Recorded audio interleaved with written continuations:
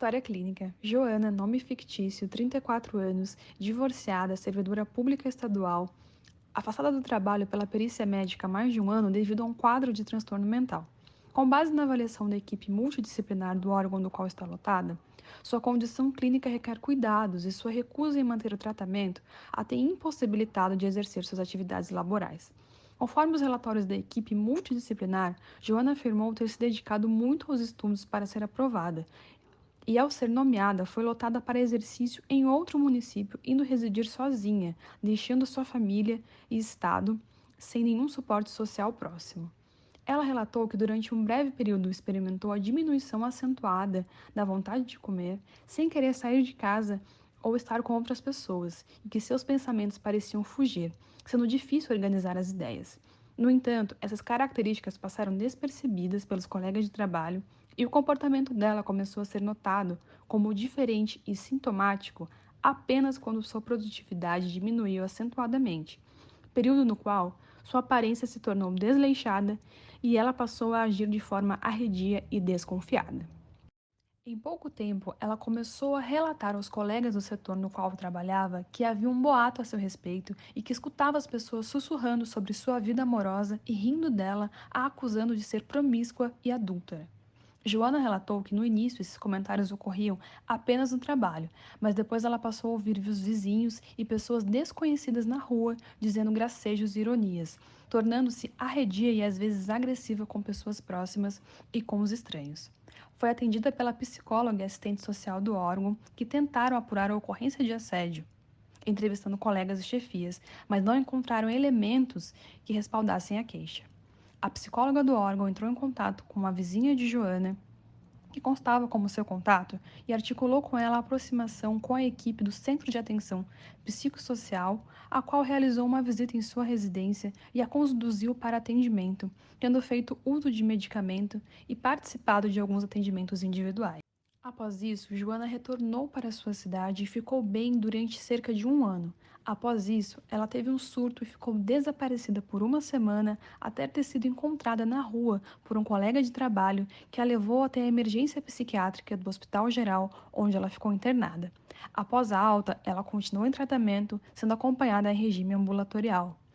Logo depois de ter recebido a licença médica, ela passou a acreditar que o médico também fazia parte de um plano institucional de prejudicar sua vida e abandonou o acompanhamento do ambulatório de psiquiatria. O setor de psicologia do órgão do qual estava lotada conseguiu estabelecer contato com uma prima de Joana e, através dela, ela aceitou que a psicóloga realizasse a articulação com a rede de atenção psicossocial, solicitando a intervenção da equipe no CAPS. Joana se recusou a frequentar o CAPS, pois ainda não aceitava seu diagnóstico e não quer nenhuma vinculação com instituições voltadas para a atenção de transtornos mentais, pois acredita que com esse rótulo não conseguirá mais retornar ao trabalho. Por conta dessa dificuldade inicial, a equipe do CAPS articulou com a equipe da atenção básica o acompanhamento no caso na modalidade de apoio matricial.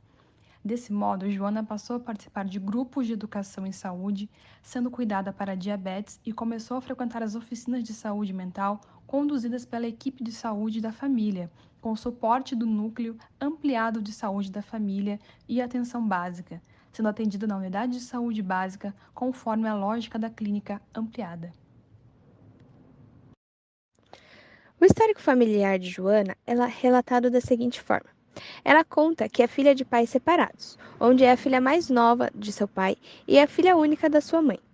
Joana relata que foi cuidada por sua avó durante os primeiros anos de sua infância, porque sua mãe desenvolveu um quadro de depressão durante a sua gravidez, por causa de uma traição vinda por parte do pai. Ela relata não ter convivido muito com seu pai, pois sua mãe sempre se recusava a falar dele. Os seus irmãos, por parte de pai, a procuraram quando ela era adolescente apenas para avisar que o pai havia falecido. Ela disse que ter convivido pouco com eles, pois não suportava a ideia de ter sido abandonada pelo pai e saber que ele formou uma outra família, que não a incluiu. O seu relacionamento mais íntimo foi com a sua mãe, onde ela tratava como se fosse um pequeno tesouro e a protegia do mundo, sendo excessiva nos cuidados e no afeto. Dessa forma, trouxe a Joana muitas dificuldades de relacionamento com as pessoas, e por isso ela dedicava o seu tempo às atividades escolares como um refúgio para sua realidade. Sobre os seus relacionamentos amorosos, Joana relata que teve poucas experiências, onde o primeiro relacionamento terminou quando ela descobriu que ele estava saindo com outra garota. E sua reação frente a essa experiência foi um isolamento total, que chegou a se ausentar da escola por cerca de 2 meses, pois chorava muito e perdeu o interesse até mesmo nos estudos. Passando alguns anos, após ela evitar muitos novos relacionamentos, Joana conheceu na faculdade um rapaz e, após muitos meses de convivência, eles decidiram morar juntos após o falecimento de sua mãe. Ocorreram muitas brigas com uma grande carga emocional e Joana decidiu pedir a separação desse rapaz. E ela passou a suspeitar que ele estava seguindo por ciúmes e que havia espalhado boatos sobre ela, de que ela estava o traindo e tendo colocado até mesmo um detetive para vigiá-la. Por mais que o ex-marido sempre afirmasse que ele nunca teria feito nenhuma dessas coisas, Joana nunca tirou da sua cabeça que poderiam ser realidade. Sim, ela resolveu se separar do marido e sair de casa, pois tinha sido nomeada ao concurso público que havia prestado 8 anos antes, e viu como uma oportunidade para construir uma nova vida em um outro lugar. De acordo com o DSM-5, os critérios diagnósticos para classificar a esquizofrenia são delírios, alucinações, sintomas negativos, discurso desorganizado e comportamento desorganizado ou catatônico. Pelo menos 2 desses itens devem persistir durante 1 mês ou menos se forem de grande intensidade. Por um certo período de tempo, desde o aparecimento dos sintomas, o funcionamento do sujeito será afetado: trabalho, relacionamento com o outro e consigo mesmo. As perturbações ativas duram cerca de 6 meses, incluindo 1 mês de sintomas, que são os relacionados ao primeiro tópico, podendo ser prodrômico ou residual. Esse é um período classificado por sintomas negativos, com a persistência do transtorno depois de 1 ano especifica. Primeiro episódio, agudo. Se refere ao manifesto do transtorno de acordo com os critérios diagnósticos e ao tempo definido, período em que é satisfeito os sintomas. Primeiro episódio, remissão parcial. Após um episódio, é mantida uma melhora, somente alguns critérios que caracterizam o transtorno são atendidos. Episódios múltiplos, remissão parcial e remissão completa. Catatonia, gravidade. Pode ser especificado por uma avaliação quantitativa dos sintomas, tais como delírio, alucinação, entre outros. Para o diagnóstico do transtorno, não é necessário que se faça essa avaliação. No quadro apresentado por Joana, foi preciso estabelecer o diagnóstico diferencial entre depressão, transtorno delirante, tipo persecutório, e esquizofrenia. O primeiro diagnóstico recebido foi de depressão, por ter apresentado inicialmente apenas os sintomas negativos.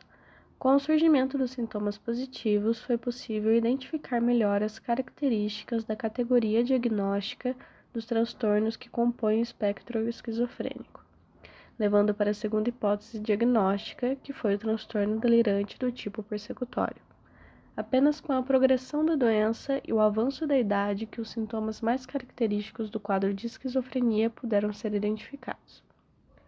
No caso de Joana, vimos que ela apresentou vários indicativos de sofrimento, e mesmo assim, a instituição onde trabalhava não interviu.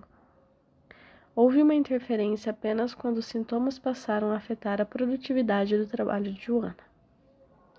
Na maioria dos órgãos públicos que contam com profissionais da área psicossocial, o procedimento mais comum é o acolhimento e a triagem de casos que são encaminhados ao Centro de Atenção Psicossocial, ou especialistas em psiquiatria ou psicologia. A psicologia organizacional exige dos psicólogos o conhecimento sobre a identificação precoce de transtornos mentais. Além disso, é de suma importância que o psicólogo esteja apto a atuar em prol da mudança organizacional e atender o portador do diagnóstico, além da divulgação sobre os diversos transtornos a fim de minimizar estigmas. Joana passou a comparecer à perícia médica do órgão em que trabalha. Ela deseja voltar ao trabalho, porém seu estado mental ainda não está estabilizado o suficiente. A fim de ajudar nesse processo, o PTS de Joana inclui manutenção do uso de medicação, frequências nas sessões de psicoterapia, melhorias nas interações sociais, retomada da comunicação com familiares e a participação em oficinas oferecidas no CAPS. O receio de ser estigmatizado e excluído por seus transtornos faz com que muitas pessoas se excluam e dissimulam seus sintomas, dificultando um diagnóstico, piorando o quadro e atrapalhando a adesão ao tratamento. É muito importante a compreensão sobre a rede de atenção psicossocial, pois possibilita aos profissionais de saúde a oferta de outras formas de prestação do cuidado.